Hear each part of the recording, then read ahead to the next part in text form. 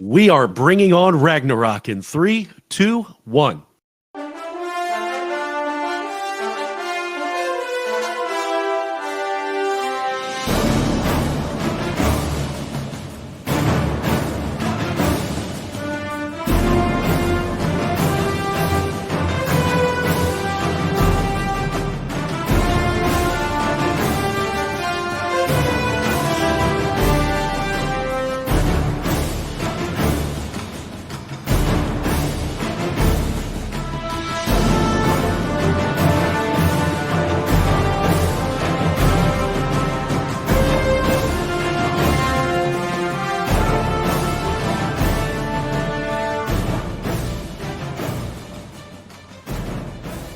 Hello, everyone, and thanks for tuning in to episode 188 of the Guardian Hub podcast, where we talk Destiny, interview guests, and talk about our love of the game. This week, we have the trio all back in action. Des Raven, Sin Media, Kingsley, Mac. Hey, how's everyone doing? We have a special guest, too. We have TX Andyman. How you doing, man? Great. Thanks for having me on, gents. Yeah, and we will have a lot of questions for you and get to know you throughout the podcast. But we always like to start off with a little bit of what is new in the life of people. We'll start with Sin. Anything interesting going on lately? General talk before we get into gaming stuff. General talk. My car is officially totaled. I'm officially in a demo. And I'm officially back on a PlayStation. Oh. Really quick. Okay, Des, did you not know do you have a quick version of the story in case people don't know, Sin, that haven't been in the podcast? Yes. I mean, I haven't been in the Discord because I think you I don't know where y'all posted it. So I posted it places. I posted a picture in general, but 2 weeks ago, 70 miles an hour, smashed into a deer. Totaled my Subaru Impreza. And yeah. I'm guessing you totaled the deer too. I didn't see him after the fact, but I'm assuming he came out pretty hurt. Yeah, poor fella. Or disintegrated somewhere. Probably. On the side of the road. I'd like to think at that point. Oof, yeah. Des, anything new with you? Pass. Okay. Fair enough. But hey, hopefully you didn't hit a deer also? No. I haven't hit a deer in many years. So, thankfully, that's been a one-off for me, which is actually a miracle considering some of the backwoods places I worked in Alabama. So, yeah. But you were saying you have once before. I haven't ever hit any animal. Yes. Yeah, like I said, I was working at a restaurant that was on the lake, which was like 20 minutes away from where I live. But in order to get there, I had to go through like a lot of like back roads, country type stuff. And yeah, one of those nights, there's been several that saw deer on the side of the road. And one night, one decided to jump right out in front of me. I swerved to try and miss. I caught like its hind leg with pretty much right on the headlight. I just knew I screwed up my car, but thankfully all I ended up doing was busting out the headlight shield, but everything was pretty much okay. We replaced the headlight assembly and I was good to go. Oh, good. And deer have been running rampant lately. I don't know if it's everywhere else, but most nights when I'm driving home, I see 3 or 4 already on the side of the road, gone. And 2 nights ago, no, it was last night. I'm trying to remember my days here. Last night, there was a live one on the side of the road, just chilling on the side of the interstate. Yep. There's tons of them around right now. Now, you want to be amazed at deer? Catch a deer in a gated community. Those deer, they don't care. They do not care if you're in a car or what. You will go and drive, and they will walk out as a herd very slowly in front of you. Yeah. Yeah, no kidding. Oh, Well, I got Andy, plenty of I you got have plenty stories. of animal getting hit by vehicle stories. I think the biggest one I ever seen get hit was of like a full size bull Oof. in a country road. Some lady hit it going pretty fast. She totaled her car, but also like she was pretty messed up too. We ended up taking her to the hospital, but that's when I learned, like, dude, like some of these and deer. That's why when you said you hit a deer at 70, I was just picturing the car like, oh yeah, you definitely totaled that car. Because I mean, a deer does that amount of damage.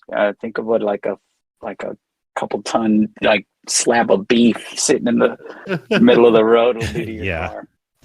You know how Des explained Even- that he hit like just the headlight? Mine hit dead center of the front, and then got the windshield. Yeah. And the sucker was not small either, and all the airbags deployed. Yeah. Yep. That's gone. Hey, look, the good Sin thing thought is he you was going to walked away die from it. because there was smoke all around him. Oh my gosh! Oh I remember no, hearing yeah, the story. I still bug him about that. Yeah. like that's legit. Yeah, I was in an accident once that like just totaled the front and both airbag. Like, I also had a mild concussion at the time, but yeah, waking up with like the smell of burning and just like smoke around, that's terrifying. Where am I? That I'm gonna that die. airbag powder. Yeah. Yeah, it's like it's the worst thing. I guess I've been in an accident where my airbags have gone off and I've been in the airbag smoke. But I guess, I don't know, I was warned enough ahead of time, like that can happen. So when it actually happened to me, I was like, okay, whatever, this is annoying. But it's just, I like to bug Sin that he thought he was crying and about to die. First of Someone all, help there was no me. crying. I just said it. If I were On the going to outside. die, it was going to be There's from the smoke all inhalation of the around me. smoke. Yeah, right. Oh yeah, that's awesome. Either Well, that or I'm glad getting you're plowed by around. a tractor trailer at 70 miles an hour. Tony says, you know, you were crying. Mommy. Oh, man. Well, Tony Well, will know the road that I was on. 81, Tony. 81. 81. But hey, we better start getting to our interview because we have a packed show tonight. We're so excited to have on TX Andyman tonight. And let me tell you real quick, you've been on my list for someone to interview, but Helios bumped up your name as a suggestion. Community member saying, hey, we should have you on the show. So, Well, thank you, Helios. I appreciate that. You would think would be interesting enough for you guys to hang out with, but yeah, man, I'm excited. so TX Andyman, I assume that stands for Texas. Texas Andyman, yes, it Ooh. does. So where you live? You live in Texas? Austin, Texas, yes, sir. Austin. Okay. 20 years now. I came from California. I'm one of the California transplants, but the pre-COVID California transplants. And where in California? Because I grew up there. But L.A. So I grew where up in LA? In Inglewood. I grew up. Okay. I'm an inner city boy, so I grew up in Inglewood. But my dad had a restaurant in Playa del Rey. He still has a restaurant out there in Playa. Mm-hmm. So I Oh in fact gosh. I was just down there this weekend, hanging out with my brother. Hit 40.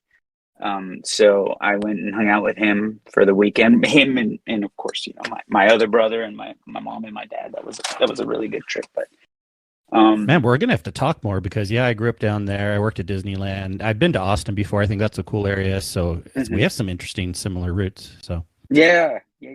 Oh, dude, we could spend more than a couple hours just talking about sure. that. I'm sure. So, but yeah, so I've been down here for 20 years. I came over. Work brought me here. I started working here for EMS, Austin EMS, on an ambulance. I did that for them for 10 years, and then I switched to the fire department. So I've been with Austin Fire now for just under 10 years. But yeah, that's kind of been my life. I got a couple Texans now, so they're letting me stay. But yeah, man. And then of course, in my in my free time, I like to play a lot of video games. So Yeah, a lot of video games. So what kind of got you, can you think of your early roots, first video game, or what you kind of got started on? well, for me, gaming was, like as a really, really young kid, my first record, I'm going to date myself here. So I'm 46 now. So as a young boy, the Atari, was pretty popular, and, they're just those real, pixelated, Pong, and then Pitfall, and,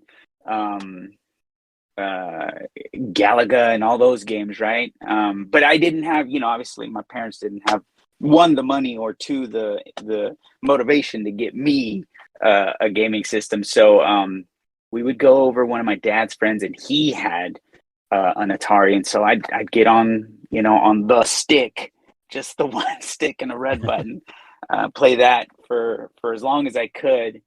And then honestly, like, I think most of like my initiation to gaming was the arcade style machines. You know what I mean? My dad worked at several restaurants. He'd take me in, and so one of those was a bowling alley that had a bunch of games, and one of the guys that would clean up would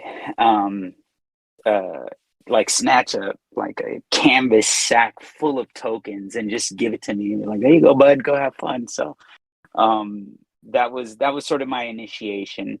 It wasn't until the Nintendo came out that I got my first system, and then, so like many of us, I'm sure, that's kind of where my home system history started, right? And then just moved on through the systems, Sega, and on and on and on. So nice, Sega. And then I'm trying to remember too, you're more on the are you more on the Xbox side? Or... So yes, I would say that's sort of my home platform. I have all of the systems. I have a PlayStation, I have an Xbox, and I have a Switch. And my old podcast co-host sent me his old PC even. So I even have a PC that I don't use much. It's not a good one, but it was a free one, and I'm very grateful to Manny for sending it to me. But I have all of them, but mainly Xbox is what I play on. Yeah, and it's a good segue on that, and I definitely want to talk about roots getting into Destiny and communities and stuff. But you have done podcasting also, and tell us about any podcasts you've done in the past. I mean, you have this beautiful logo for one, and I know you haven't done an episode in a little bit, but it's called Gaming Adventure Club, and I'm envious of that logo, man. Yeah. Well, that's all Manny. Manny Gutierrez. Manny G is what he went by. That was his gaming handle. He and I met up, as probably a lot of us, through the Destiny Reset community, right? Going back to D1. A lot of us have our roots there. I used to tell Fluffy that we were, a lot of us were sort of derp adjacent or derp, related, right? And yes. Manny and I are definitely all our roots, right? Yeah. Well, it was a great community. Destiny was an amazing game, the first one, and it really, that was the first time I had joined any community that fostered such a welcoming sort of environment, and a lot of people sort of branched out from that. It's a shame that podcast isn't around anymore. But look, thankfully, guys like you and we could mention all of them here, right? Fluffy and Potato Thumbs and Guardian Down, and now Guardian. There's Guardian Dynasty. I know that was headed up by Forrest's group, and then you have your kind of group, and oh my gosh, that's the thing. Even though the community isn't like a main grouping point anymore, we all love each other, and we all kind of have those roots, and created all these other communities because we're like, we're not going to let the feel of this die. And I will always talk good about my original roots, meeting up there. Weren't you even like in the mod group or an admin group at some point over there? I was one of their they called us ambassadors. So like, because I spent an unhealthy amount of time in Destiny, I had a lot of people that I played with. I mean, even now, like I still, when I get my Destiny bug, I'm all over the place. Like, hey, who wants to play? You know what I mean? And so they graciously let me be an ambassador there, which was great. Manny was an admin. There were a few admins, but most, I think, after that they had the admins that they were going to have, and then beyond that they made that special role for ambassador. And there's a bunch of us that that followed from when we left that community, the first three. There were a lot more that came after us. I'll poke my head into the Destiny Reset Discord here and there, and they look like they're still kicking, man. But as you said, right, it was a great start. And from that, all these other really amazing communities have grown, and I'm very grateful for that. So yeah. But then and you've done some. Sorry, we got off topic on that, but we got to talk Destiny Reset at some point. But yes, yeah, for sure. But you've done some the podcast. Yeah. So Manny and I started the Gaming Adventure Club. He did all of the legwork. I was purely his co-host. Honestly, I was just like a sidekick, but we wanted to start, because Destiny Reset was a purely Destiny focused podcast, which is great. Manny and I had we had started gaming together a lot, and we had a lot of other interests. And so Manny thought that it would be a good idea to start a podcast that was mostly focused on just gaming in general.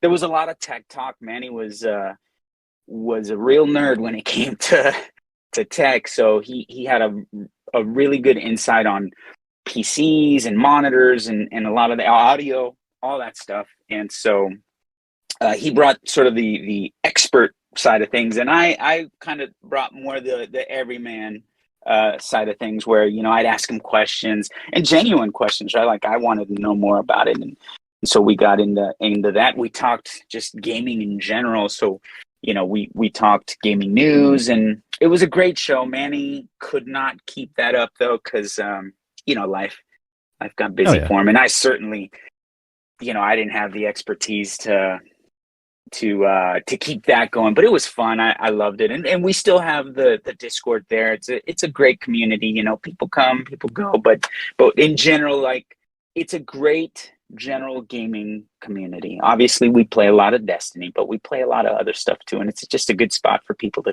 poke their head in, and if they just have questions about, hey, is anybody into this random game? Sometimes there'll be indie games that people get into, or anything in general, but we're still there. Yeah, it's a great Discord. I was impressed with when you first joined it, whoever programmed that has done all the cool features to make sure people get funneled to accepting certain things and doing certain things and all that stuff. That was all Manny. It was all Manny, man. He was the obviously a tech guy, yeah. The brain, yeah. He did a really great job. I miss that guy. He's so busy now. We don't get the game nearly as much, but we still have text messages, so that's great. All right, on. Now, okay, so did you what brought you into finding out about Destiny? How did you get started with that? Man, so I had a huge gaming hiatus when my oldest was born. Honestly, it was even before that. Like, I think I got into sort of just casually gaming. I played Xbox was my main console, and I played Gears of War. So I played shooters. I played Madden. I was mostly into games that were easy to pick up and put down. And then I just had this huge hiatus, with my boys. I was kind of busy being sort of a provider and a dad to small children. And then right at about 2013, 2014, right when Destiny came out, I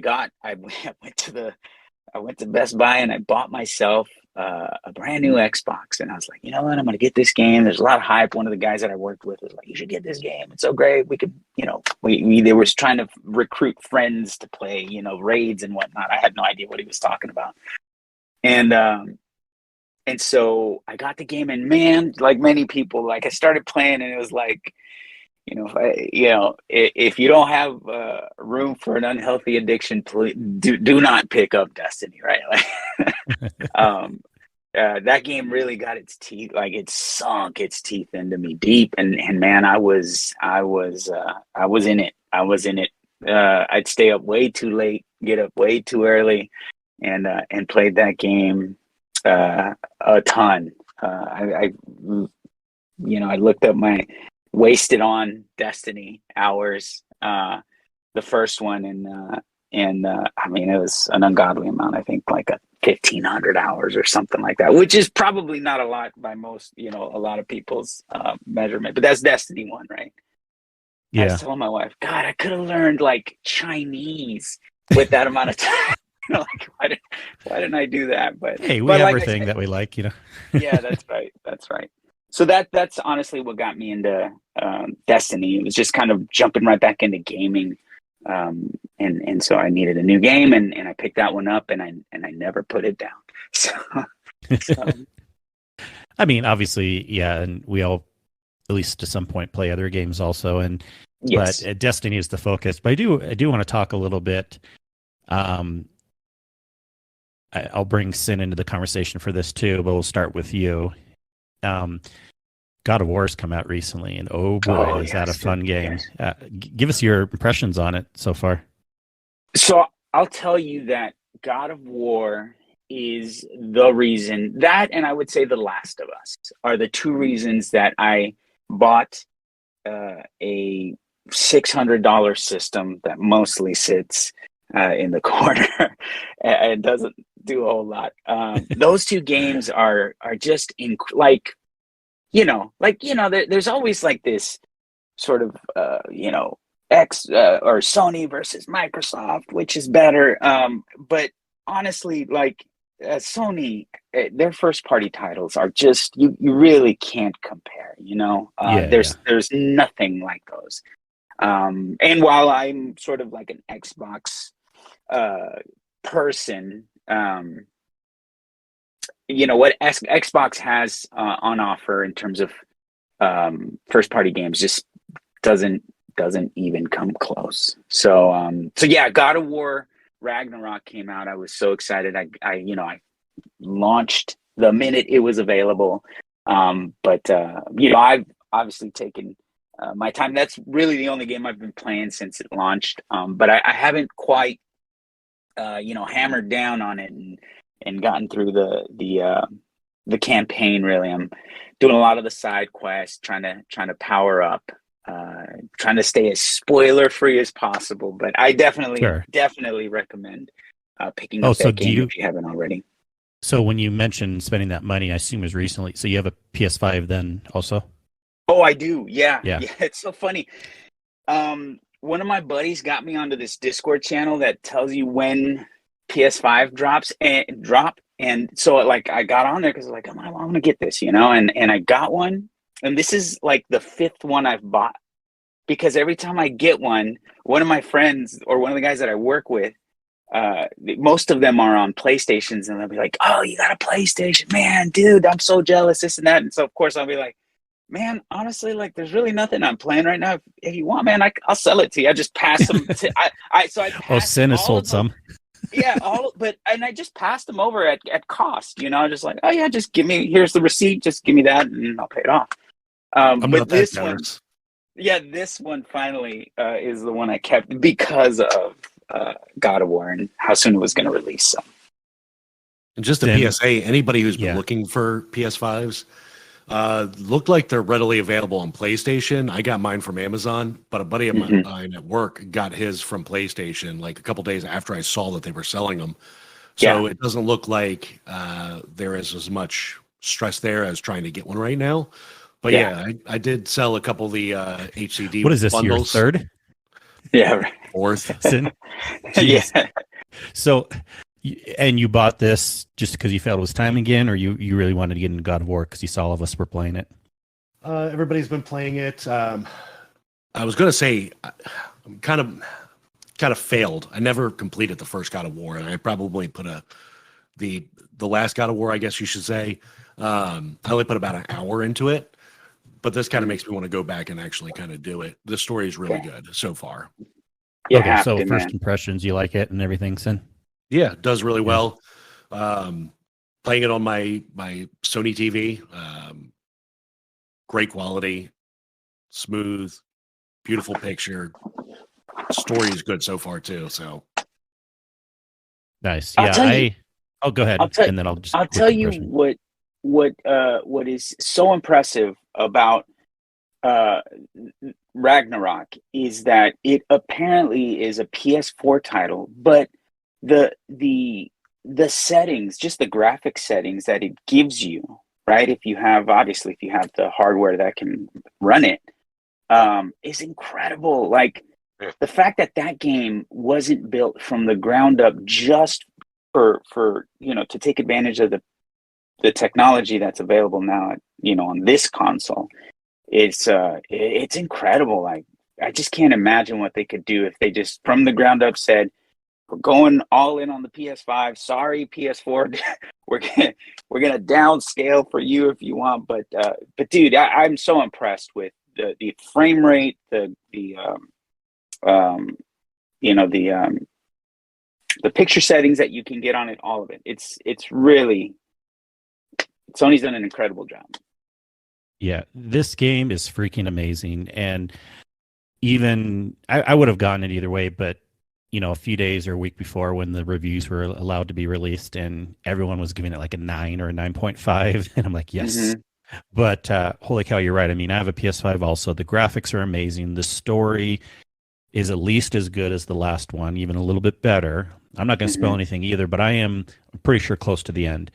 And this campaign is long. I've been putting a lot of hours into it.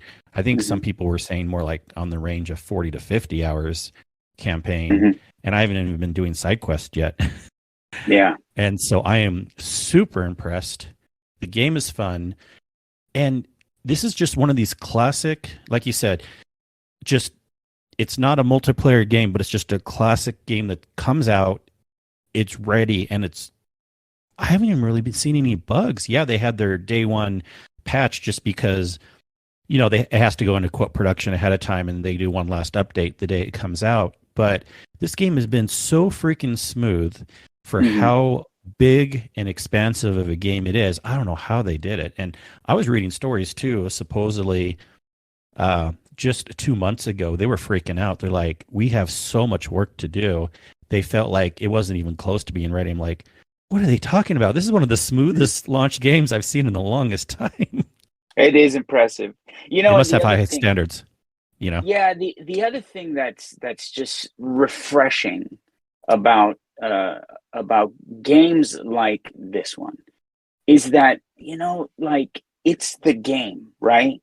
Like I go to the store and I'll pay them the 70. I know there's a lot of talk about Sony raise their prices to $79 or whatever they charge now. And I'm okay with that. I would much rather pay the money that Sony in this case says, hey, we made you an incredible experience. We want you to give us $100. Great, I'll pay you the $100. But don't nickel and dime me, right? Don't say, oh, hey, there's a $15 season pass. There's a $10, cosmetic. There's it's like they kind of piecemeal the amount that they want you to pay for the game in the end. And for me, it's like, man, just tell me how much you want me to give you and I'll give it to you. And I think God of War is the perfect example of what that should be like. I know Destiny obviously is a live service game, so that's what it does. It has to make its money somehow. But I'm speaking more to experiences that are, I don't know, sometimes they feel like they're broken up just so that they can charge you certain amounts over time versus just releasing the complete game. Sure, yeah. Oh, but it's just so good. And and It is. hopefully everyone gets a chance eventually to experience it. I mean, even way down the road, it'll eventually become one of these things that gets included in the subscription, Yes. Yeah. eventually, or gets included in some pack or something. But Yeah. So, but we all give it thumbs up for us that have been playing it so far. Absolutely. I do recommend though playing the first one and then because I think it's one big story, right? Instead of like, Okay. it's definitely a story that's best played completely. So definitely invest in the first one and then get the second one if you haven't already. Both of them are incredible. And Des, Right. you've played the first one, right? Oh yes, I Yeah. if certain things just weren't a little too tedious, I would have platinumed it. Because it's pretty close anyway. Well, it might have actually been the difficulty because I'm not great at video games. I just play them. And that's actually one really good thing about even the 2018 and this one. Give Me God of War difficulty is rough. Like it's rough in like all the great ways that people love rough difficulties, but that ain't me. This is thanks for bringing that up, Des. This is a perfect conversation we were kind of talking about beforehand too, and I believe you were asking Andy what difficulty we were playing on. We all have different levels. I'll tell you mine real quick. I mean, I love there's a lot of granularity here. You can bring it down to story mode or all the way to God of War level or somewhere in between. And for this game, I started it in the middle level, and then my play style. I think of this as more of an experience, at least the first time through.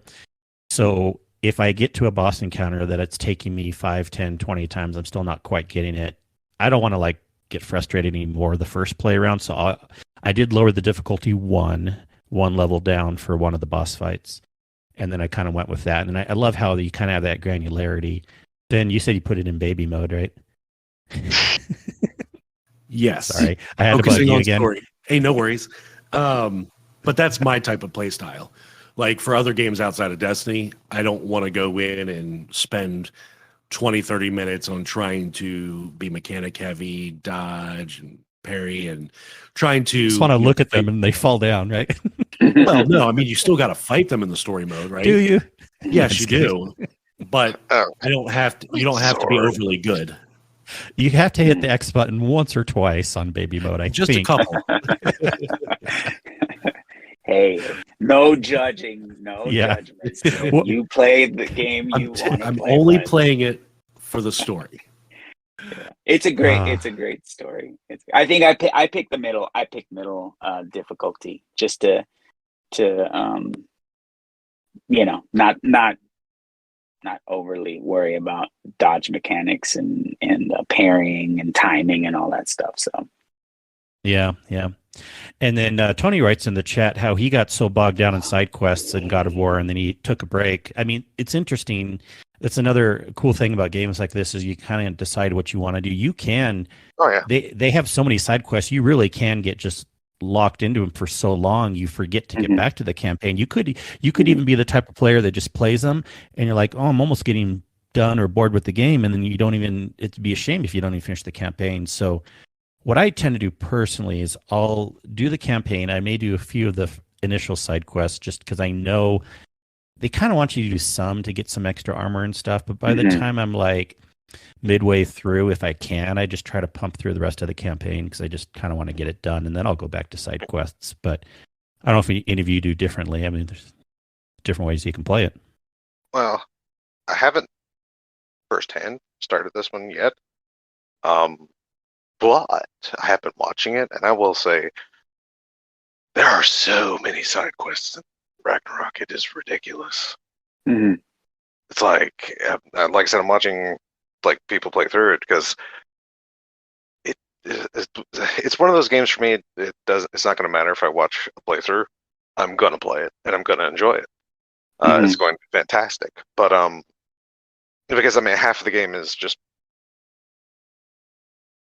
feeling like, the feel of the game itself, combat and everything, blah this, blah that. Anyway, but like I said, every time someone's turning around, there's like they finish like a section or a realm, because spoiler alert, you travel to other places.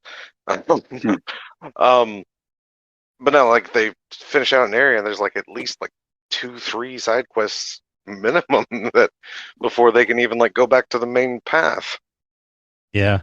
And I love, and this doesn't spoil anything too, there's a lot of dialogue that they will remind you and give you the choice. Like the kid, Atreus, will be like, do we have to go back yet? How about we look around and do some other things first? And they're hinting towards the side quests, you know? It's like, it's brilliant how they just build that into the actual dialogue and the story and everything. I actually do love, like, they've taken like so much and then they've really improved on it, but just the size of like everything is fantastic.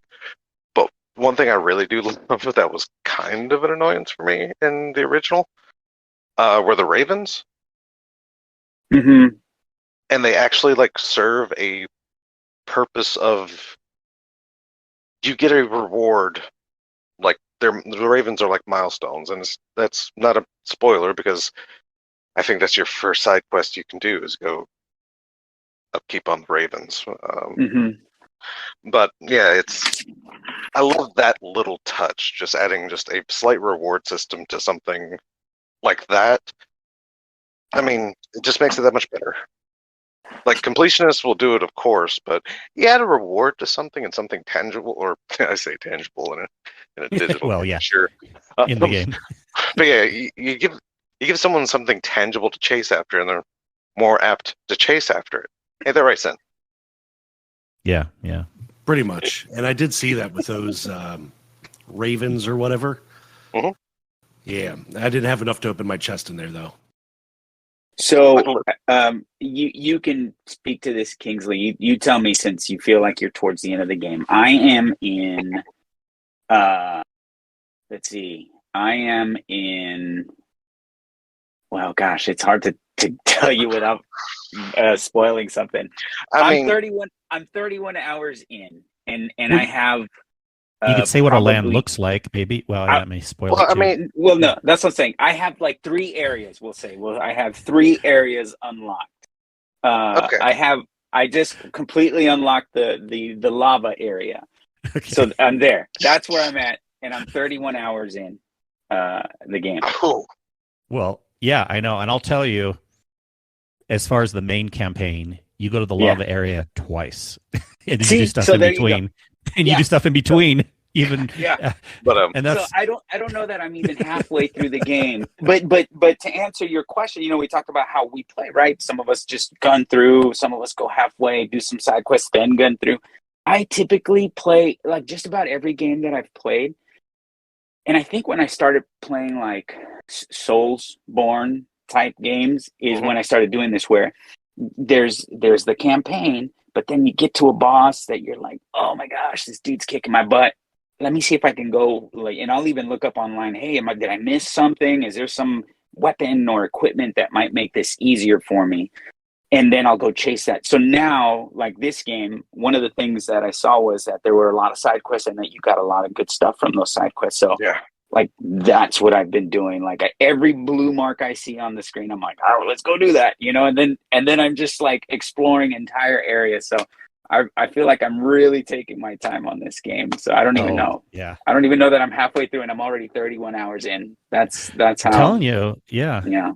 It's I will also say, like, saying a realm may not be a huge spoiler because the devs have spoken or have said in interviews that you will visit all realms in this game. Yeah. So.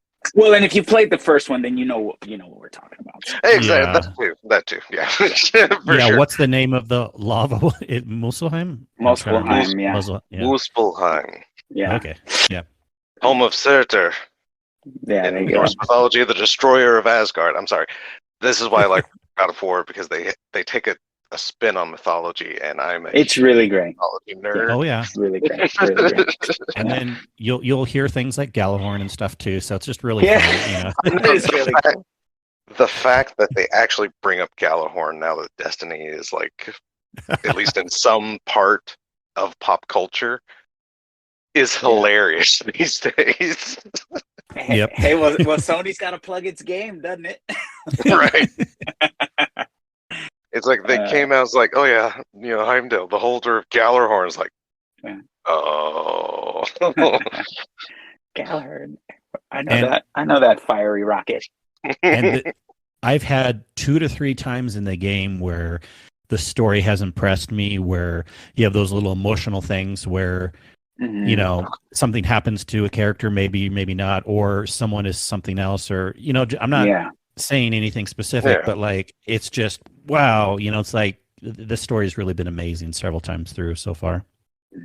For anyone that hasn't played it yet, I will say, however, if you have played the first one and got caught up in the feels on certain things that happen there, this game is like feels times 100, and it hits you fast, often, and often.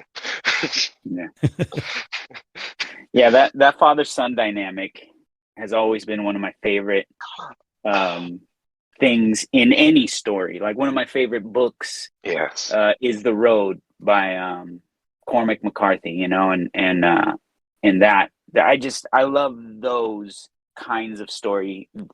This is very much one of those kinds of stories, and it's great.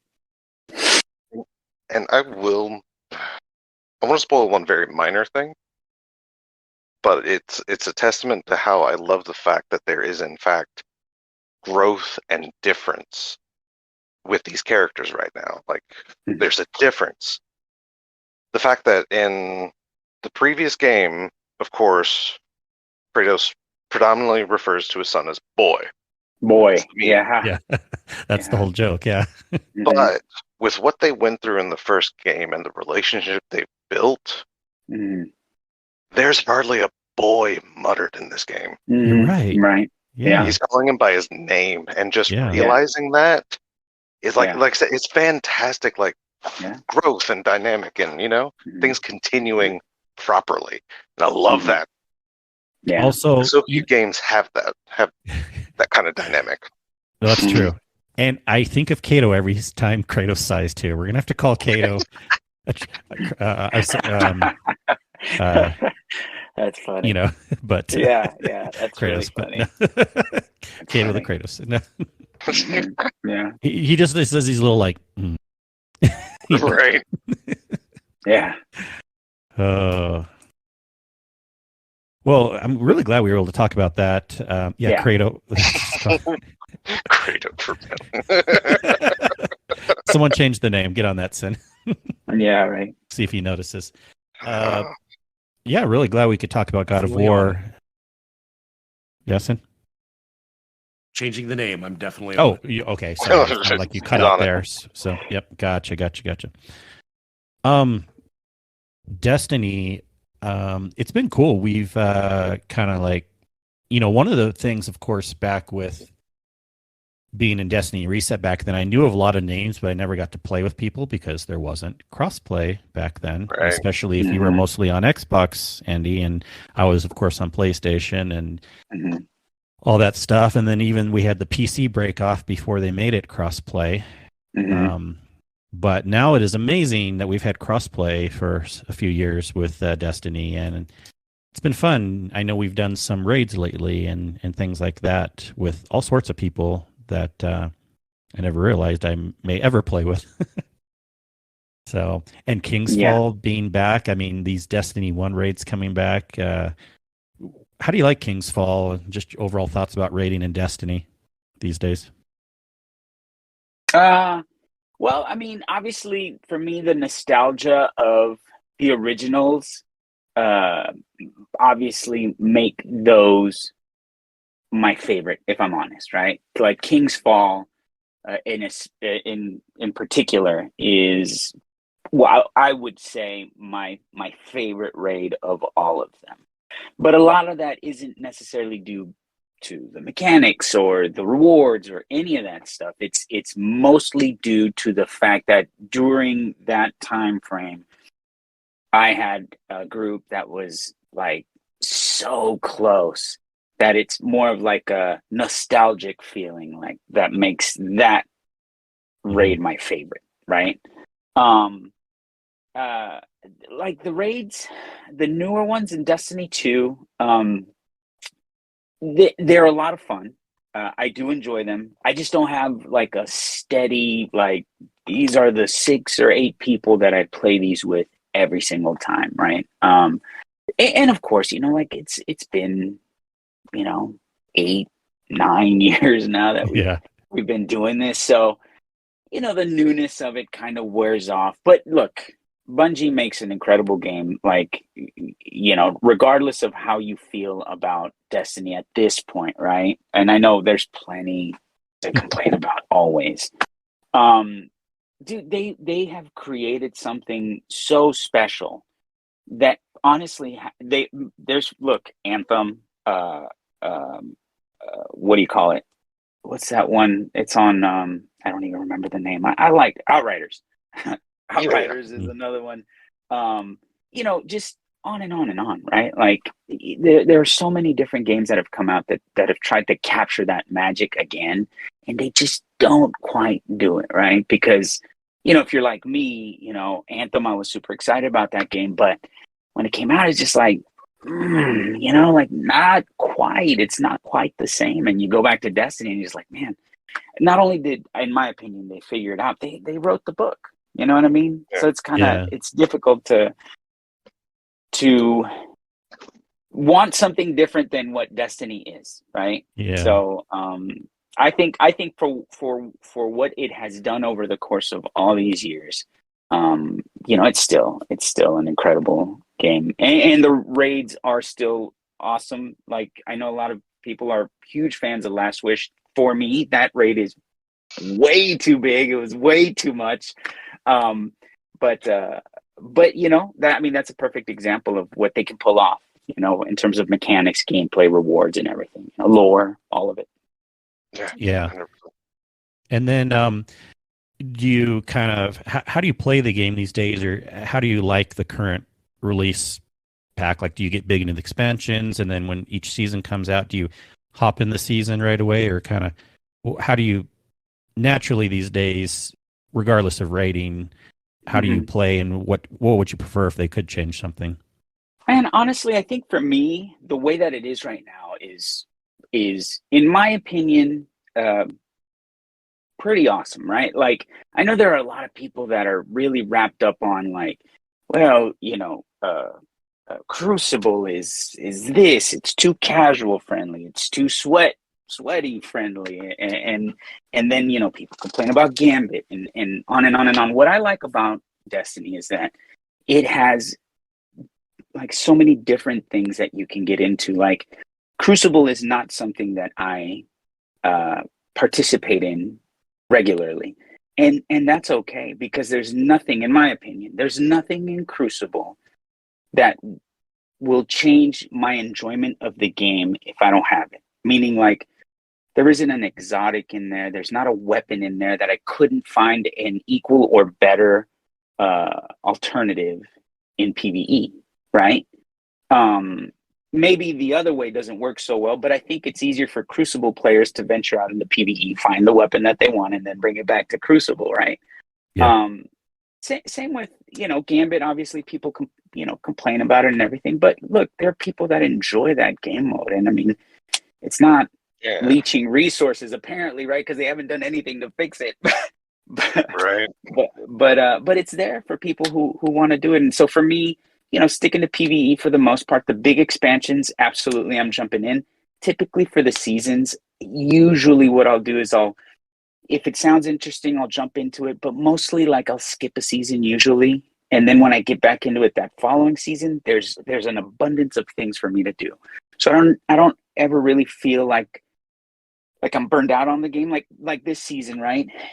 There's not a whole lot to do, and so I stop playing it and I play other games, and it's great. It's been really good for my enjoyment of Destiny, because I never feel like I'm missing anything. You know what I mean? And this is something we even have to remind at times. It brings up an interesting side point I've been kind of wanting to talk about again too. Even for us that do like to grind the game a lot and play the game a lot, sometimes we can also overdo it. Like with these, the Halloween event that came out recently, there was a lot of grindy stuff if you wanted the title, and some of these seasonal events. Well, remember, people, and even if you love the game, you can make, I like to have a no stress attitude when I play games, right? Yeah. I get it's fun striving to get a title or something, but if it's not becoming fun, 70% of the time or more, I mean, you could have your own value, but if grinding some title is not fun most of the time, then you should probably tell yourself it's probably not worth going for that. And I really hate when people get burnt out due to their own fault. They could have stopped playing the game earlier, you know, and not hated the game as much, you know. Yeah.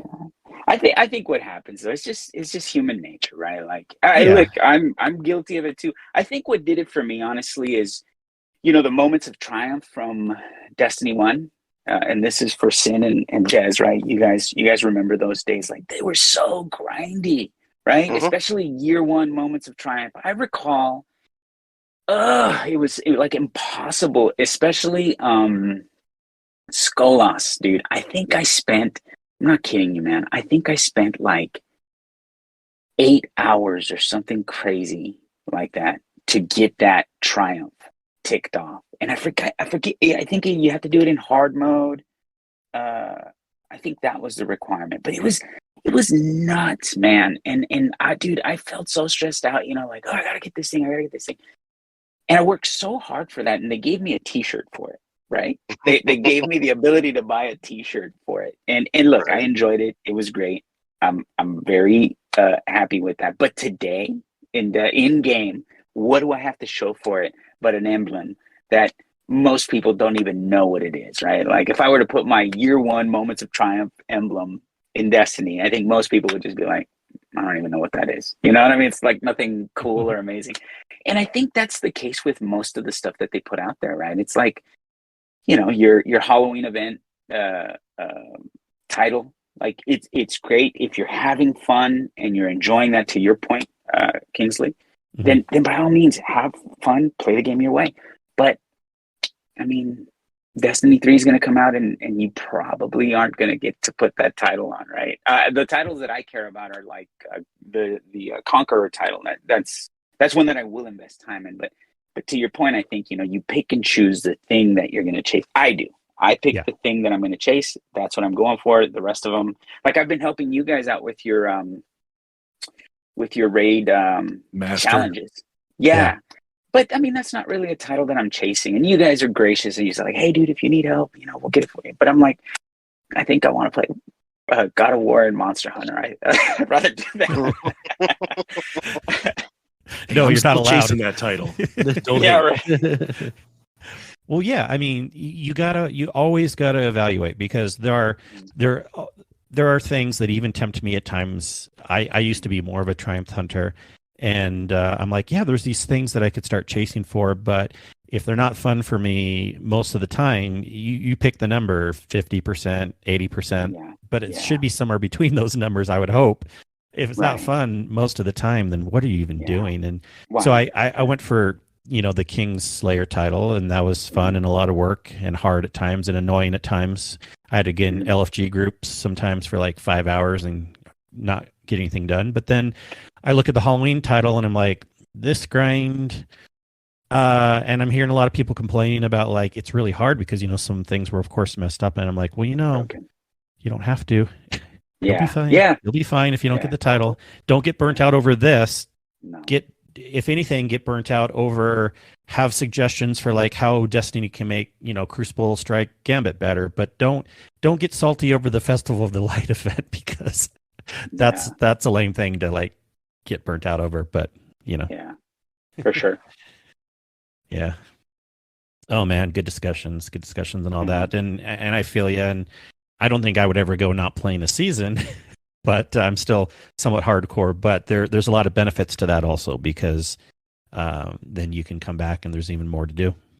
There's a lot to do, for sure. And honestly, man, I know people talk about FOMO, but I can't think of a single thing that I've missed that I in quotes regret not getting, right? Like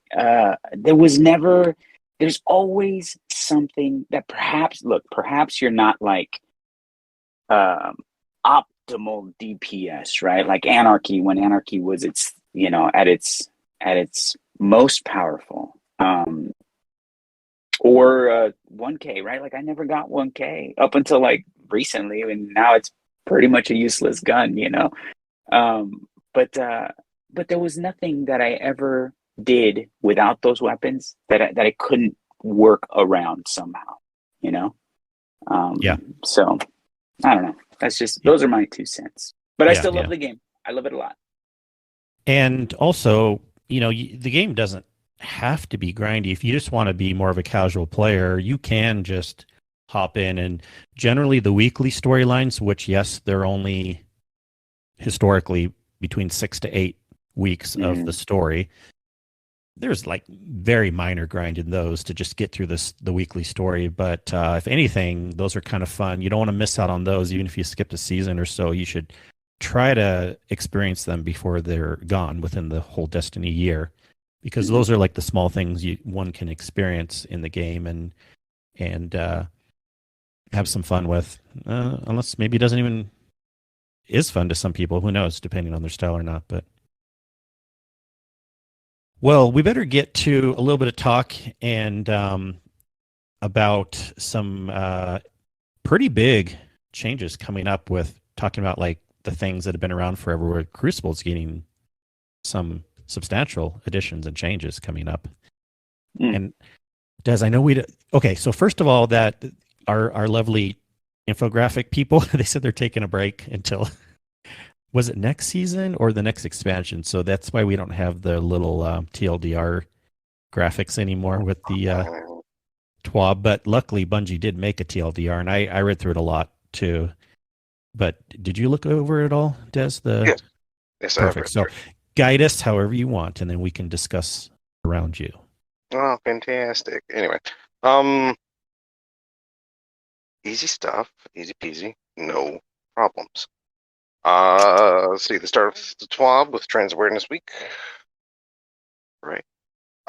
Just another of their numerous awareness and charitable works. They do talk about the community event for improving the Elixir order. Yeah, they're not even keeping it a secret to the day of. They're telling us ahead of time. Right. So it's collecting captain's coins, it looks like, and looking to make the Elixir quarter better, improved, something. I don't know. I skimmed through this, so that's okay. We'll find out more on that for sure. Exactly. I mean, it's community events coming. They do kind of like talk about it, as well as like some of the changes, title requirement changes, which we talked about pre-show a little bit. Yeah, let's just say today, and it's funny too, because in the 12 they originally said this was on track for coming out next Tuesday patch. But I'm like, then how come today I'm seeing like 30 different people get the title on Sunday? And then they did reconfirm, oh, the patch actually came out today for that. I'd say, okay, if you look at our member stats channel, we've had like 30 to 50 different people get Scallywag all of a sudden pop up. I fortunately had enough to just come like log in and complete it. And talk about great.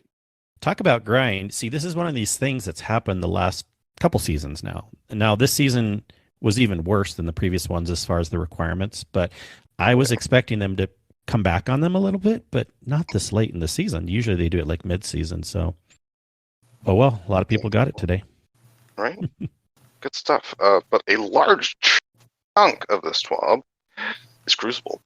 And how things are changing, they are reshuffling their Crucible housekeeping, essentially, to make things interesting.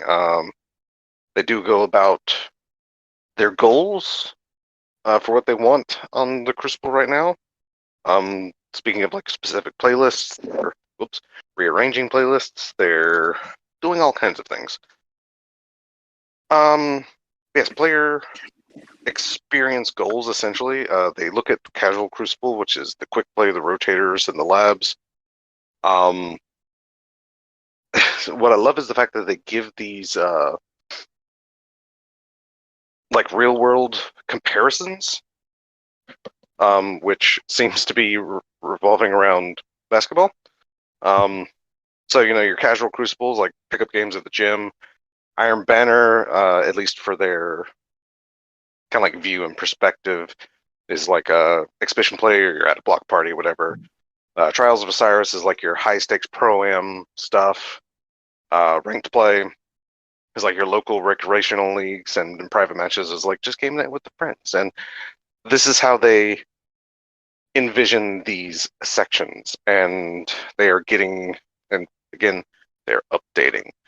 You remember when Clash and Control used to be like the same node, and then they separated it because they wanted a healthier like population? Well, guess what? They're going to be the same node again. Under quick play again. I mean, quick play, okay. Clash and Control. Yep. So quick play 6v6 is going to be the node. It will be both Clash and Control. It will utilize the new loose skill-based matchmaking that they have tuned during the season. They will have a weekly rotator node or free-for-all, which will rotate weekly between Momentum Control, Mayhem, Team Scorch, Rift, and Rumble. I'm a little sad Rumble's not going to be separate. I've used that for different techniques for myself, but it is what it is. For sure. But the weekly rotator node will be purely connection-based. The competitive division / freelance 3v3 will now be an entire playlist on its own, and it will pick matches randomly between survival, rift, and showdown. And also the fact that the competitive node will use a new skill-based matchmaking setting built using concepts we developed for loose skill-based matchmaking tuning, but tightened to match you more closely against opponents of your skill. Mm-hmm. Thank you, Bungie.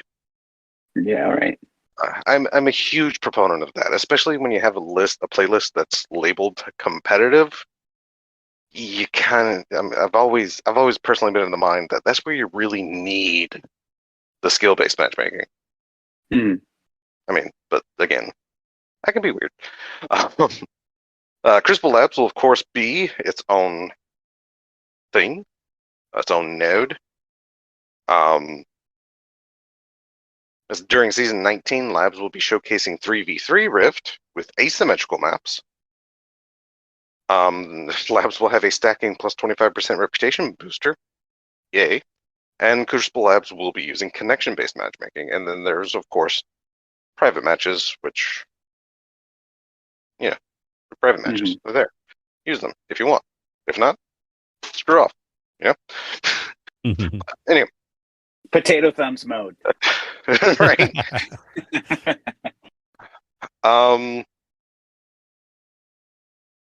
Let's see. So the Crystal screen will also update during limited time PvP events. Trials of Osiris 3v3. When Trials is active, it replaces Crucible Labs. So you will not have Crucible Labs when Trials is active, and vice versa. Trials will use ticket-based matchmaking and the flawless pool. Though we have some news on that below too. Interesting choice here is the fact that Iron Banner will actually replace the quick play node when it's around. So there will be no Control or Clash during the weeks of Iron Banner. If you would have asked me, I assumed it was already doing that. Because they're trying to promote this, obviously, as Iron Banner. That's all you do this week. So I guess even more so now. Yeah, they're really ramming home, hey, play some Banner. And it will be moving to loose skill-based matchmaking during Season 19.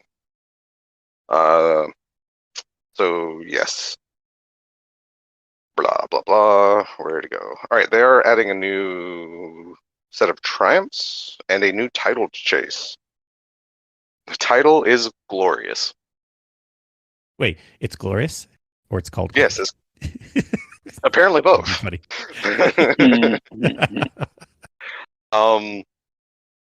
Yes, and it will be guildable. Also, good news: Shax will get engram focusing. Hooray! Oh, nice. Yeah, that is fantastic. But Shax has a special engram focusing. Not the fact that he really does anything different as far as the focusing itself goes, but Shax will have engram focusing that will use engrams that you haven't picked up off of the vendor yet. So you don't have to grab the engrams to focus them. You can just focus them. So they're skipping a step there. So that you can just you can go to them, if you have rep ups and engrams to claim.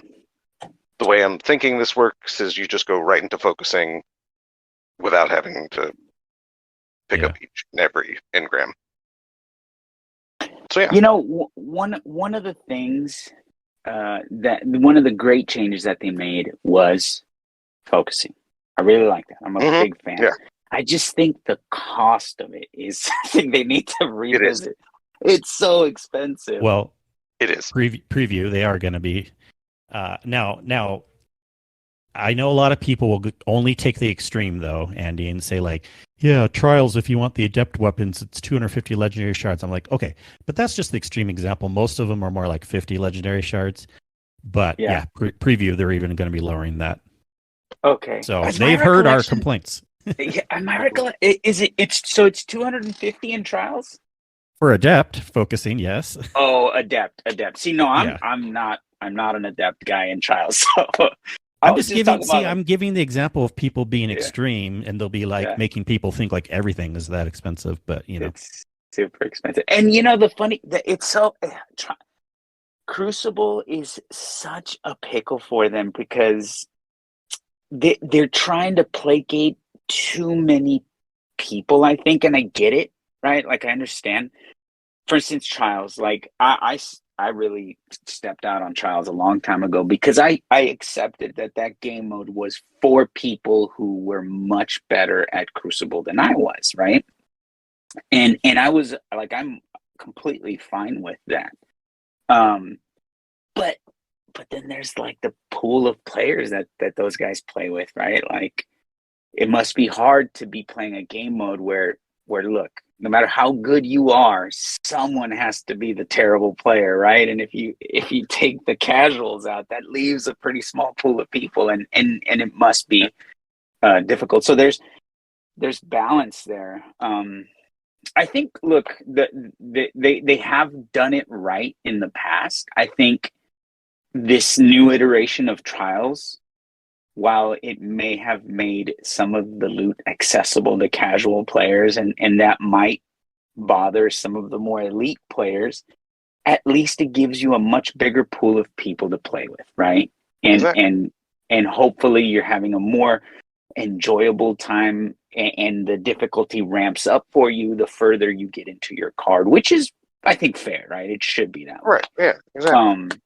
But it's such a balance, right? It's there's somewhere in the middle where people who, and I think trials is a perfect example of where, look, I'm not great, but there are certainly times where I'll say, you know what, I'm just going to jump into this pool because I can get some rewards. At least I don't have to win to get some rewards. And then there's a balance between how much time I put in and how much I'm not having fun, right? But it is rewarding. I will give them that. But I guess now they just have to figure out the rest of Crucible. Right.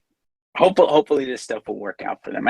Look, they've done a good job at it before, but look, we know the player base, and it wants what it wants. Sometimes it doesn't even know what it wants, right? It's we want this, and Bungie gives it to you, and then what turns out we don't want.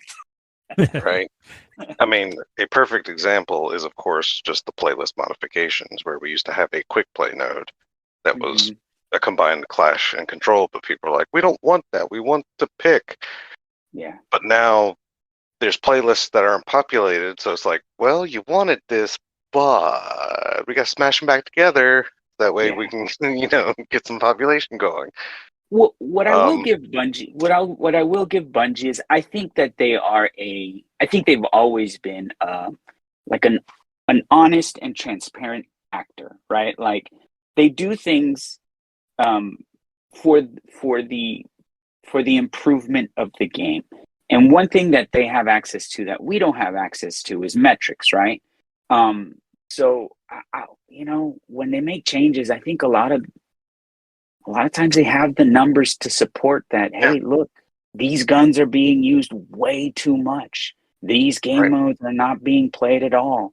Like they have that to support sort of the reason that they're making changes. And I think that at some point we just have to trust what they're doing. I may not like a certain change or a certain thing that they do in Crucible, but if I'm honest, I'm not the person that's playing Crucible, so they're not making the change for me, right? And as a player of this game for as long as I've been, I think I've come to the point where I'm like, okay, well, let's see how it works out. I don't play Trials enough to honestly give an opinion about it, so I just have to hope that game mode is fixed for the people that are enjoying that. And I think sometimes we have to give them that grace, Oh, for sure. Yep. Like 100%. Anyway, we're all on the same page, yeah. yeah, because Bungie has the magic of the purest metrics. Yeah, right. Like, no matter what people think they know from, like, and no offense to these people, but people think they have the picture from, like, Trials Report or Light.gg, but those are small sample sizes compared to the data Bungie is capable of having at any moment. Right. I sidetracked you though, Des. No, you're good. You're good. It's also very refreshing to hear someone else say these kinds of things. It's like, yes, I'm not alone. At last, the Bungie does give us a tease for the next Iron Banner game mode, another new one, Fortress. I love this. In Iron Banner Fortress, the core gameplay is capturing and holding zones. If that sounds like zone control to you, you'd be right. The real fun begins when Keitel gets involved, but we'll leave some of this for you to experience firsthand when Iron Banner Fortress launches on July 3rd. But they show a picture below, so we January. kind of know what's going to happen. Yeah, they give us a little tease, but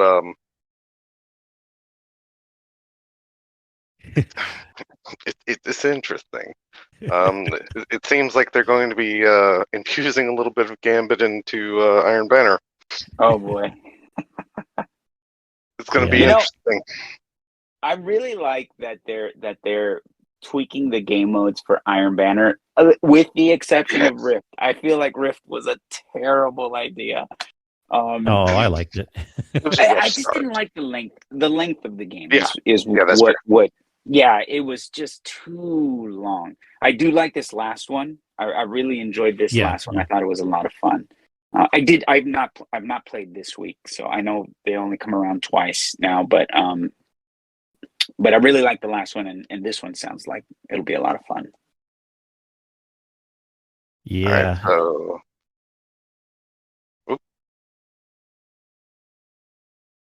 You okay? They do give us some last bit teasers for new matchmaking techniques. They will be at least starting to implement what they're calling fire team based matchmaking. Where they will attempt this is a tall order, and I can't wait to see how this turns out when it starts, because I can only imagine it's going to be a nightmare. But they are going to be attempting to match you on fire team sizes. So full stacks will be more likely to match against full stacks. Partial stacks will be more likely to match against partial stacks. I mean, there will be room for error, depending upon how long you're matchmaking, because they still do want to keep those times. They still want to keep times down. So they might, if you're waiting a while and It's like, well, we have this team of 6 and a team of 5. Oh, there's a solo. We're just going to jam him in there. We're just going to start this off. That will still happen on occasion. But it should be like one.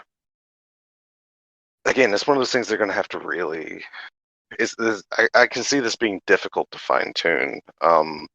Just like the logistics and population diversity and everything. It's a lot to like try and like algorithm. So we'll see how this turns out. Well, and later in the season, especially, right, when the populations dip. Yeah, right. They also talk about some other things. They are something about improving connections at the high end, skill bands. I didn't read through that. But quitter suspensions. They have started doing quitter suspensions, or will. Oh, no, they have during Season 18's rollout of skill-based matchmaking. They applied minor quitter penalties to habitual quitters and even quick play activities. For Season 19, they're not taking it away, but they will be lowering the amount of suspension time handed out. And apparently, they will make it a tooltip in some ways, so that way you can know exactly when you can get back in the Crucible, or when you're allowed back in, essentially. So that's going to be fantastic. Talk about trials, which it's a short thing, so I skipped over that as well. So, and oh my god, I didn't read through any of this. The competitive stuff or the maps? The competitive stuff. I can give a quick TLDR on that. I did Go read through ahead. that, ironically. Yeah, but maps, if you want to do maps. I thought I read it, and apparently I didn't look at the scroll bar and notice. Yeah, there's still a good chunk of TWAB left. Because also the in the community so far, that's what people are talking about the most is the ranks in the competitive division. But on maps, what are we getting? We're getting 1 new map and 2 returning, I think, for the next year. Let's see. For the coming year, we're going to be bringing back 2 more maps from earlier in Destiny 2, and we've just started production on a brand new map we expect to be released in the year of Lightfall. Okay. So competitive and also, division. they do advertise if you have experience creating gameplay spaces. Oh yeah. Check the careers page. Yeah, that's like people. I'm actually super stoked to see that there, considering, I mean, it's kind of it's a cry for help, but B, they're at a point where they're realizing, hey, they need to do a cry for help because they need some more people to help keep up with stuff. Like, it's actually a good, like, sign for the future, essentially. Mm-hmm. Yeah. Yeah, because of one of the things people are sad about today is knowing that we're only going to get 1 new map for all of next year and 2 returning. So at least by them telling us they need more help, I mean, yeah, we see what's going on here. If you really want to know why, just read that last bit. Just like, hey, check our careers page. And it's like, yeah, they're advertising to like apply for a job in the TWAB. Yep. Yeah, they need help. Well, I mean, this is from the perspective of a non-sort of competitive, non-multiplayer gamer, right? Like, I don't really play COD. I don't, I stay out of the Crucible mostly. But what, like, is there a direct comparison to Destiny when it comes to like a multiplayer game? God, I wouldn't know. I mean, you know what I mean? Like, so, I mean, could we say Call of Duty? There's definitely fundamental similarities in just, like I said, for fundamental aspects, I can definitely see there being similarities that can help from, like I said, especially like world creation and such, or space creation, let's say. So the reason I ask is, so okay, Call of Duty, right? Call of Duty, Modern Warfare, let's say, in its life cycle, which was what, a year, right? Don't they put out a new game every year? How many new maps did that game get? You know what I mean? So, like, that's, you know what I mean? So it's like, we sometimes I feel like our our Crucible population has these, and rightfully so, right? Because there have been some really long dry spells with new maps and all this stuff, but it's like you're playing the same game you've been playing for how many years now? Like this has far exceeded a life cycle of any other game that you could think of. You know what I mean? And I think that the fact that they keep introducing modes, and you know what I mean, like this is the only game. Again, this is the only game I can think of that does this, and so they're pretty much writing the book here, you know. And I think that sometimes you know we follow the loudest voices are like probably like the small just a small population of players that are like, you know, burned out because this is all that they've played, you know. Now for that, the only thing that can compare to, again, like the content generation of Destiny, the only thing that can compare are, of course, the MMOs. But let's face it, Bungie still isn't the size to compete with an MMO. Right, with Blizzard or because you got to think, what was Final Fantasy 14 had at least 2 dev teams working on it. WoW, I think historically had up to 4 dev teams working on it. And I mean, Bungie still just isn't quite that size. But I mean, it's like you said, this is new ground considering it is. It's not an MMO. Like it definitely reaches to be an MMO on a shooter scale, for sure. But it's all new territory because there has not been anything. I mean, no looters, no shooters have reached this life cycle. Like you said, and I guess like what's the other competitive multiplayer game that they play like in Asia a lot? It's not a shooter. It's in League of Legends. League of Legends. Thank you. How often are they refreshing those maps? You know what I mean? These are all questions I'm asking. I don't know. I'm just. It's just interesting to me that that a game like this exists, and not the expectation, but like people want these things. Like we want what, one map every 3 months? Like what's fair? What's right? And you know what I mean? Like we get into this territory where like we're just blazing a new trail, you know what I mean? And Bungie's a big company, and they need more help, but I think they have the resources to get that. And what does that look like? I guess is the question that I'm asking. I'm not trying to come up with solutions here. These are all just topics of conversation that are floating into my head. And actually, hilariously, for a MOBA like League of Legends, the entire design mentality is flipped. Because MOBAs don't get new maps very often at all.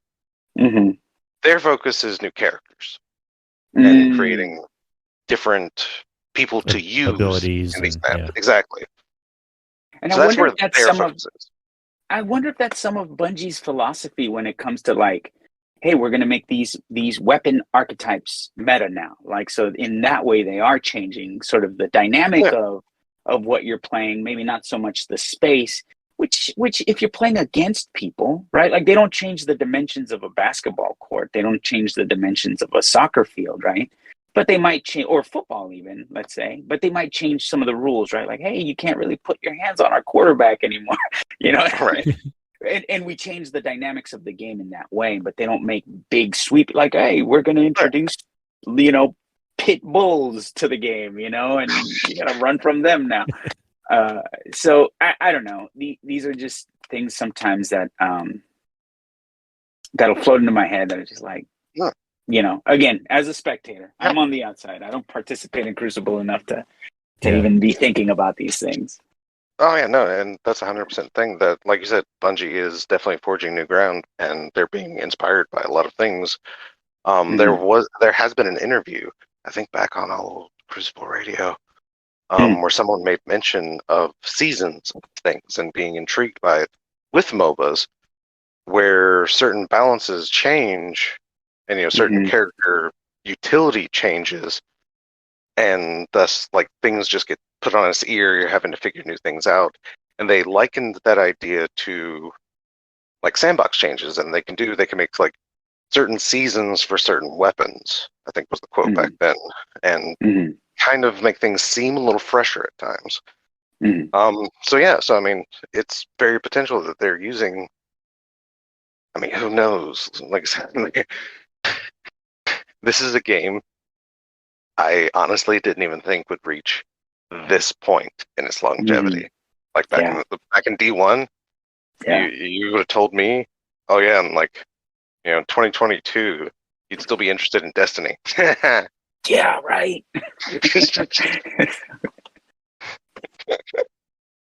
Yeah, it is quite amazing.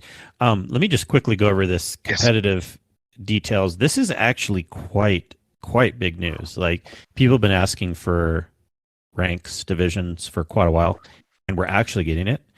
And reception has been pretty positive, except for two small things. I'll get to those at the end. But it's pretty neat how they're doing this. We're going to have basically seven different divisions, and each has 3 subdivisions in it. And typical names, like they show a graphic here, which is pretty cool, but they have the starting copper, bronze, silver, gold, platinum, adept, and then ascendant. So very good Destiny type names also. Right. Yep. And their goals are all players can find a variety of balanced matches and feel competitive. A player's PvP division is a core part of their Guardian identity.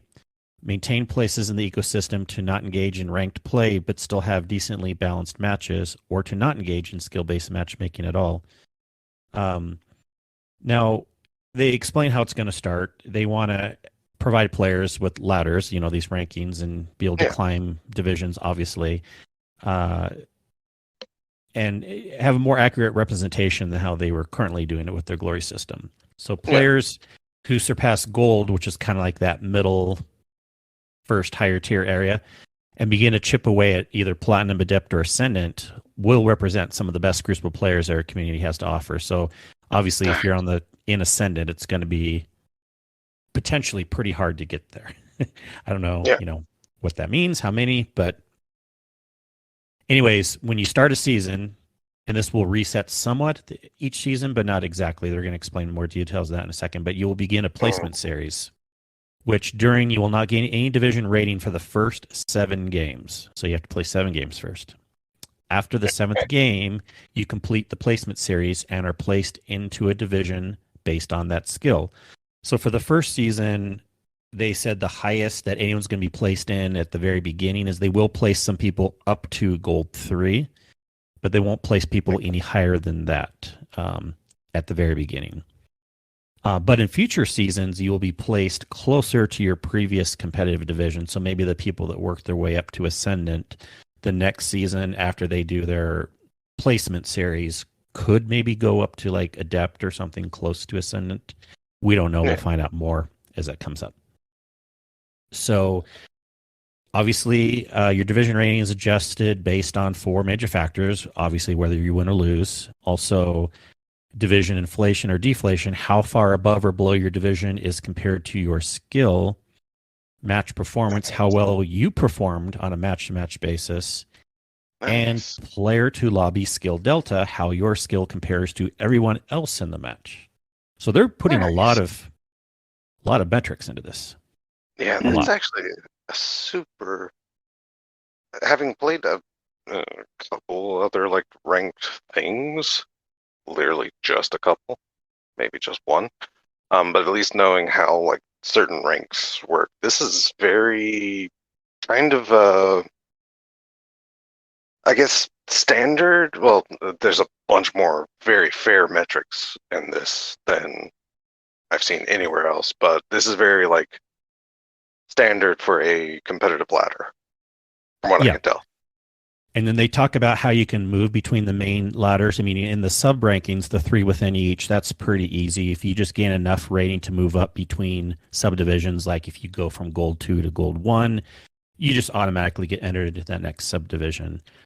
But if you get enough rating to go into another division, like from gold to platinum, What happens is you first enter into a promotion series where you must win 2 out of 3 games to then be promoted to the next division. Similarly, if you lose enough rating, because you can move down too, to move down a division, you will enter what they call a regulation series, where there you also must win 2 out of 3. If you don't, then you would go down to the next division. Bravo for their like terminology team for not using like demotion series and like creating pressure and using just a term like regulation. That in and of itself is fantastic. Yep. Bravo on that, on all of the terms they're using. Also, there's going to be time and decay things. Once you reach gold tier or higher, your division rating is so just gold or higher is subject to decay on a weekly basis, i.e., you will lose division rating if you haven't played enough matches recently. I don't know. They don't get into more details yet. They said they will have a help article on all what that means when it comes out. And they'll have a little intro quest that kind of gets you into it because they want everyone to experience this. And along with the intro quest, they talk about rewards. And this is an amazing thing, too. They didn't want to have the issue they had with No Time to Explain, but they don't want rewards to be, and kind of like what you were saying, Andy, but like they don't want, since, can you imagine if they put like a really good gun that you can only get at like Ascendant and no one else in the community gets? Well, they're not going to be putting rewards that are like weapons-based rewards. It's going to be more, at first, the only really real rewards is just the status, the title that you're at, and you're going to get a multiplier. So if you are, for example, in a Adept or Senate, you're basically getting a 1.5 multiplier of, getting your Crucible ranks versus if you were in Copper or Bronze, you'd only have a 1.0 multiplier. I think this is pretty fair, but the biggest thing that the community has been saying that they really dropped the ball on, and they did say at the end of the TWAB, they plan on adding this at Lightfall. It's just really too bad they couldn't have added it right when it came out. But they don't have, what would have been nice, it's nice not having like weapons rewards, but they should have some kind of ornament rewards to show off, I'm Ascendant. You know what I mean? Yeah. And they don't have that yet, and some people are kind of salty about that. I mean, but this, let's let them figure this out first. Yeah. Before they figure out proper rewards. And as far as needing to be like a high level of competitive to earn a very specific weapon, Redrick's broadsword, or was it Claymore? Oh yeah. The first one. One of the two, yeah. The first one where I think you had to hit Legend in order to get it, and it's like, I never saw that one. But no. So no, this is for people to be salty about that, I mean, it's kind of fair, true.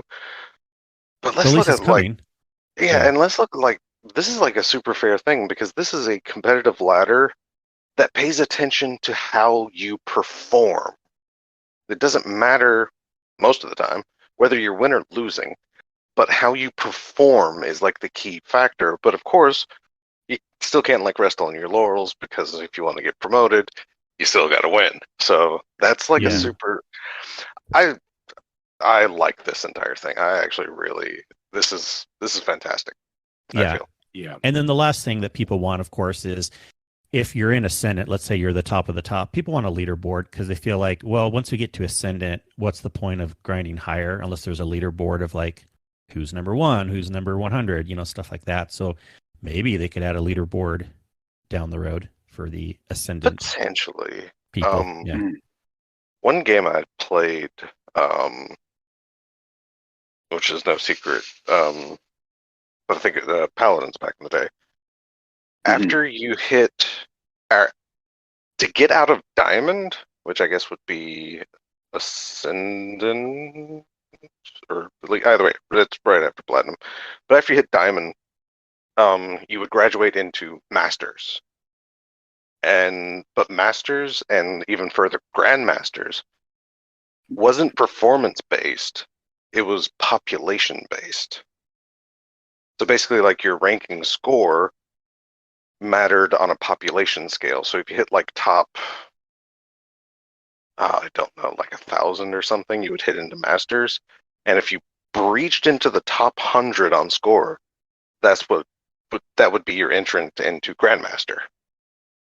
So it's kind of a similar mentality, needing to know like a score to hit and thus scoreboarding. But then I kind of like that idea. And true, a leaderboard is nice for those that will be chasing higher. But then again, they can add population rank. Again, this is something that they can figure out after they fine tune.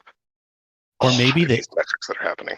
Or maybe just if the API can, maybe they don't have to add it in the game, and maybe we'll find the third-party tools. It's true too. See it. Get a little Ishtar Commander ranking. Yeah, see who's at the top. Or I guess Dim. I'm sorry. I know most people are probably Dim folks. You're fine, Andy. I am an Ishtar Commander guy myself.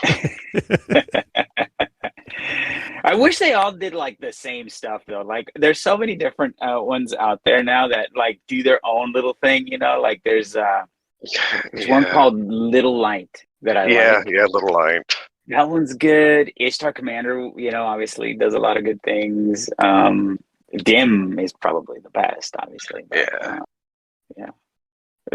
One of them will throw the rank. It'll be a different one. It'll be a new one. It'll have the rankings on it, and you'll have to download not everything. Probably, right? Well, people like to specialize, but yeah. Yeah. Okay, one last quick thing. Even though I said there won't be rewards for, of course, being in the higher brackets, everyone gets a reward of Thorn is coming back with random rolls. Oh, God. Nice. It's getting the Hawkmoon treatment, huh? Yeah. And actually, it's really cool. It's going to have a curated drop for the first, for the intro quest that you just get a drop of it.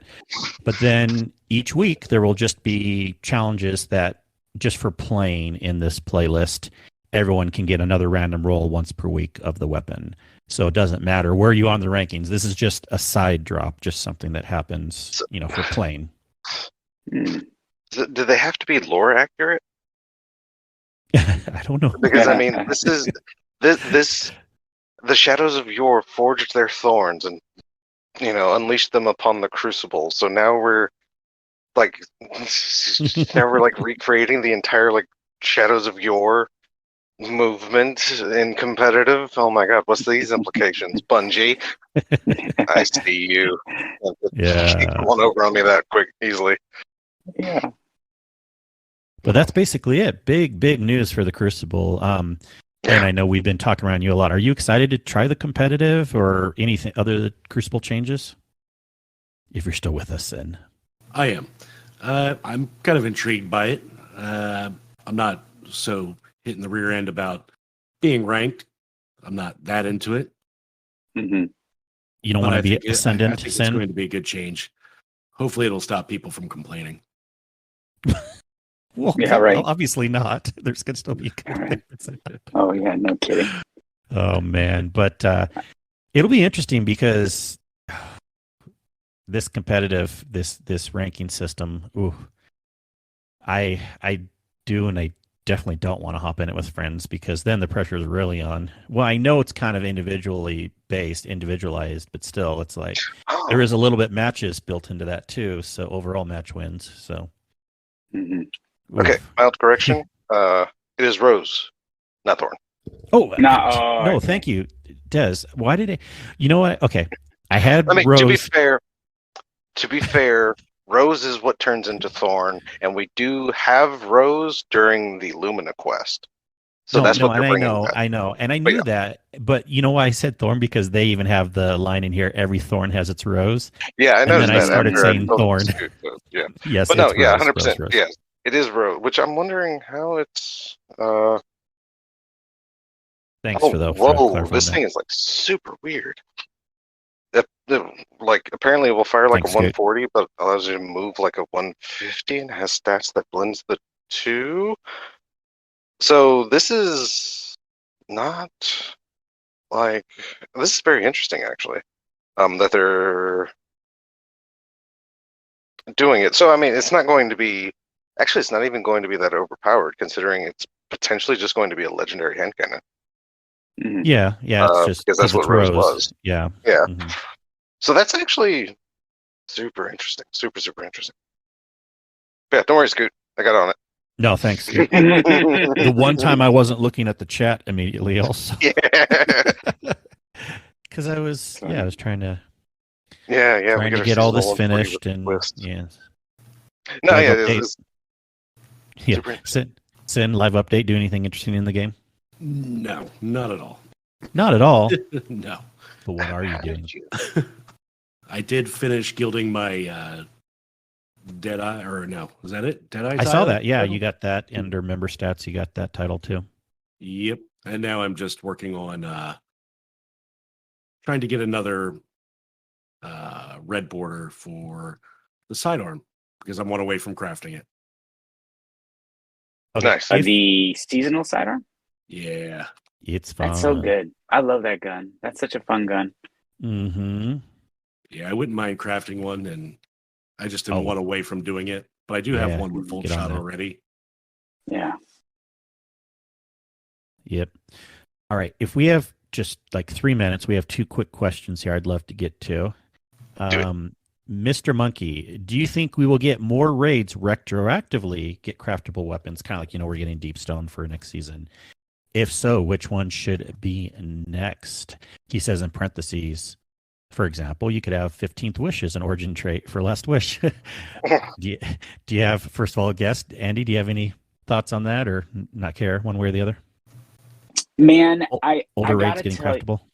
Yeah, I got to tell you that for weapons, I think some of my favorite were the Wrath of the Machine weapons. So I think it would be pretty cool to get those. I mean, everything about those guns, even like the sound effects that they would make, were so cool. And then of course that raid is probably easily top 3 on everybody's top raid list, right? So yeah, that would be my pick. I would say probably a cheap pick, but. No, I'm down. And now there's a lot of hope that we may actually get that raid coming back this next year. So yeah, potential. Or else why would Bungie warn us about exotic weapons that already exist in the game that connected to old raids? That's really which there's only one example of. Yeah. Excellent. If anyone else has any comments, feel free and spout up about that. Last Wish. Last Wish. Yeah.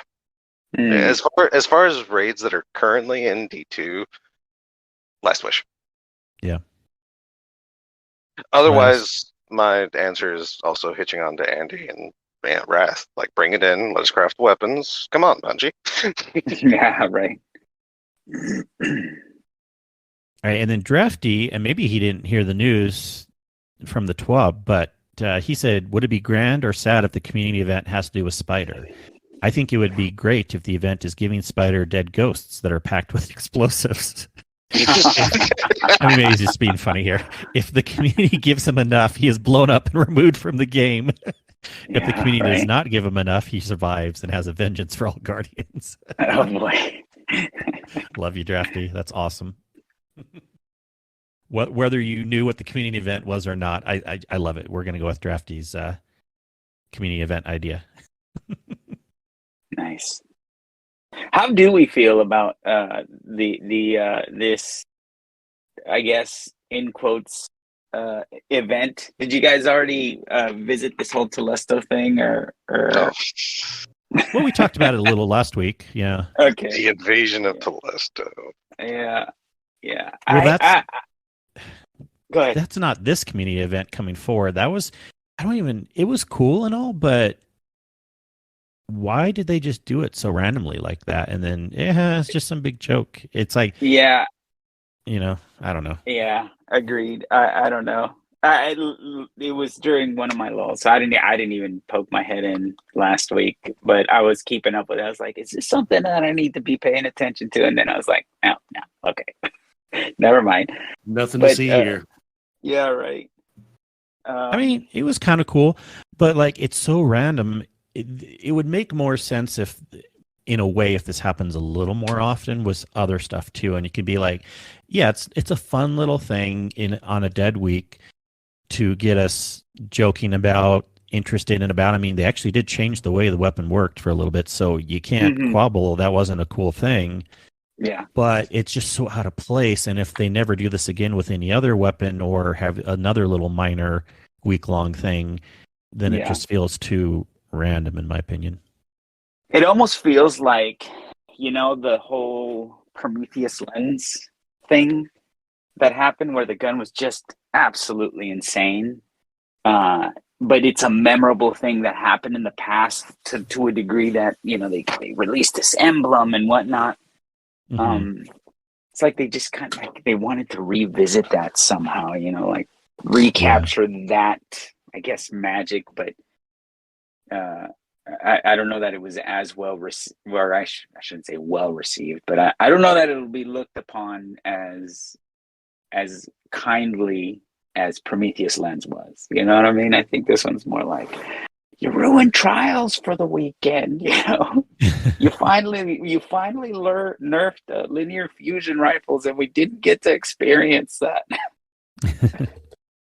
Yeah, it was interesting. And then that first day, streamers were in it for a while, for several hours, like seeing if there was anything happening. And then most of the smarter ones, in my opinion, of course, Lucky 10 wasn't included in that list, but most of them stopped early on. They're like, this isn't leading to anything, or at least not yet. We have to just wait for now. And we were pretty much guessing pretty quickly, like, well, there's nothing. It's an Easter egg. There's nothing that's actually happening. No puzzle or anything like that. Right. I keep sidetracking us. I told you I could make this thing last. Great. You are an excellent guest, sir. In fact, I don't know if you have any last minute questions for us. Feel free. I have a bonus question at the end we like to ask all our guests, but we'll start wrapping it up coming up here soon, because I know it's Sin's Betty time. But Betty time. Betty time. Like he needs his pacifier. I feel like Sin is already in bed. He's like just got the covers pulled up, waiting to push the stop button and shut it down. I'm crafting my brigands right now. Nice. Yeah, no, he's our correspondent out in the field that lets us know what's happening in the game as we record and stuff. And it's always interesting when we have guests. There's more people to talk and stuff, and does the twab a lot and stuff. But what was it last week? It was just me and Sin. So Sin was talking just as much, if more, than me. So we were having a fun time with that. Very nice. Speaking of twabs, we did fail to mention there will be no twab next week. Yes. Thanksgiving. For holidays. Yes. So, yeah. And then we'll get historically, like 2 twabs before they dash out again for holidays. And they shut it down for a pretty good chunk of time too, right? Yeah, because it's at least 3 weeks around December. Mm-hmm. So so 'tis the season for the dark times. Yeah, right. But funny enough, with having a new season starting in the beginning of December, there's going to be some action for at least the first half of December, at least as far as playing stuff in the game. Yeah. So I like that, because by then too, I'll be kind of, at least for my playstyle, pretty much wrapped up with God of War. Probably, and maybe I'll have some things left to do. I don't know, but it'll be nice then to focus back on Destiny. But okay, Andyman, we like to ask guests on the show what your favorite dessert is. You can take that any way you want. Ooh, dessert, and I can. Yeah. I love the qualifier. You can take that anywhere you want. Well, it doesn't have. Okay, I know that sounds too weird, but it doesn't have to be like, an edible dessert. No. Hey, listen. Lucky for you, mine's a pretty safe answer. I'm a big cheesecake fan, man. I love cheesecake. Any type of drizzle on top? Drizzle. Man, so it changes over time, right? Wow. There was a time where I was like chocolate all day. You know what I mean? And then I had this little like tart kind of lemony phase. And lately, man, I've been a huge like caramel guy. I'm really into that. Thankfully, even at my age, my health is still at a place where I can enjoy some sweets. Nice. I love it. And cheesecake is a good option. We've had other people mention that, and it is, you're in good company there, sir. We will put that in the I love that Cato is unaware of his name change. I can't wait for him to hear the reason. I mean, I kind of he's out of the live chat now. He opted in for a second, but yeah, he'll have to listen to the podcast, right. I suppose, even though I kind of spoiled one thing, but that'll be fun. Yep. Man, well, Andy, gosh, it's been a pleasure. Any last words of advice for us? But you've been an excellent guest, man. Oh, well, I really appreciate you guys having me on. Even though I feel like I kept you guys up longer than you guys are used to. No, man, I'd like to take the time to tip my hat to you guys, man. You guys have a wonderful community that you guys have built. You guys are, my opinion, Des, like you're OG as they come, man. So not quite that OG. There were a good many before me.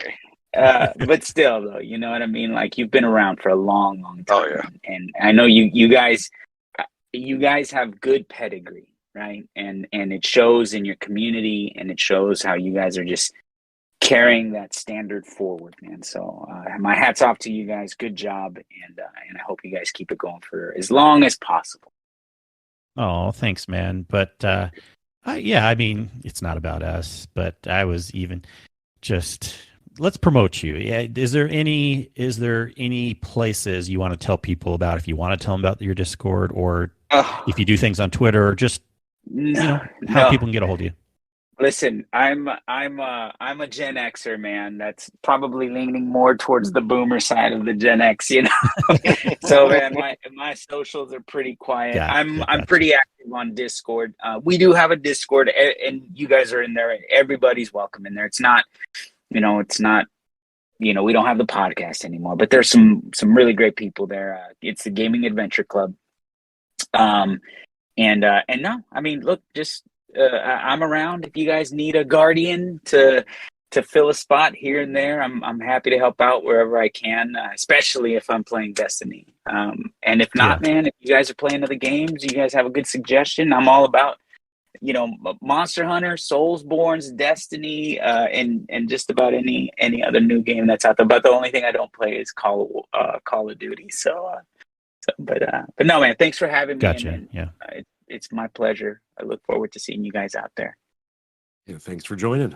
Always a pleasure. Yeah, for sure. Everyone say hi to TX Andyman in the Discord after you've listened to this episode. So Thank you so much. Well, with that, Des, where can people get a hold of you, good sir? You can get a hold of me in the Discords, wherever I may be found. You can find me at Twitter at @DS_Raven.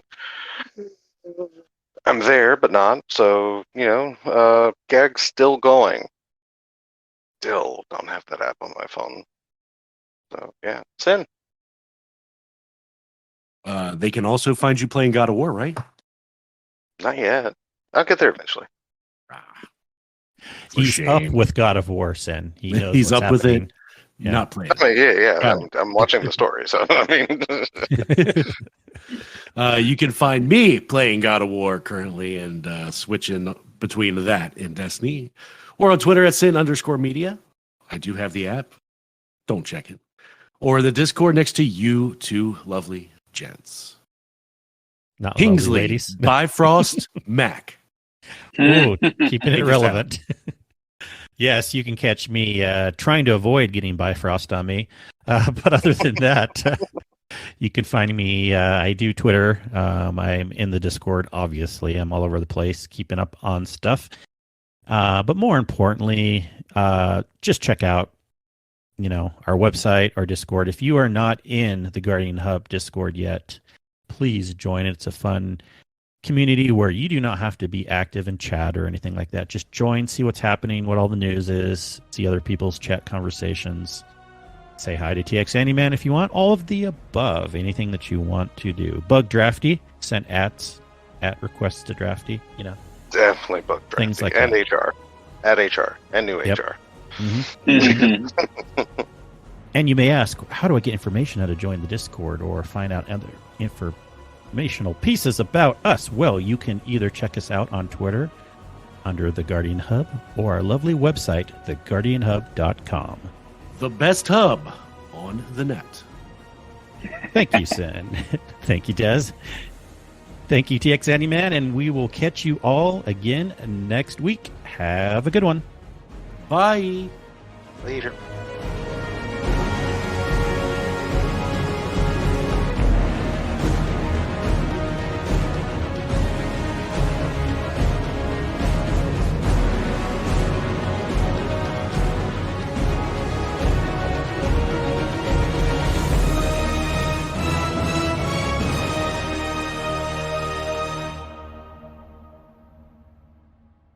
Yay. That was awesome. So Thanks, is that dudes. Bifrost on your face? Is that like some weird in-game adult? I was fantasy gonna right tell there? you. No, You spoiled it, but you did. you'll find Welcome out what to After Bifrost Dark. is. Yeah. Yeah, right. You'll find out what Bifrost is. Welcome to That's Guardian on Hub the- After Dark.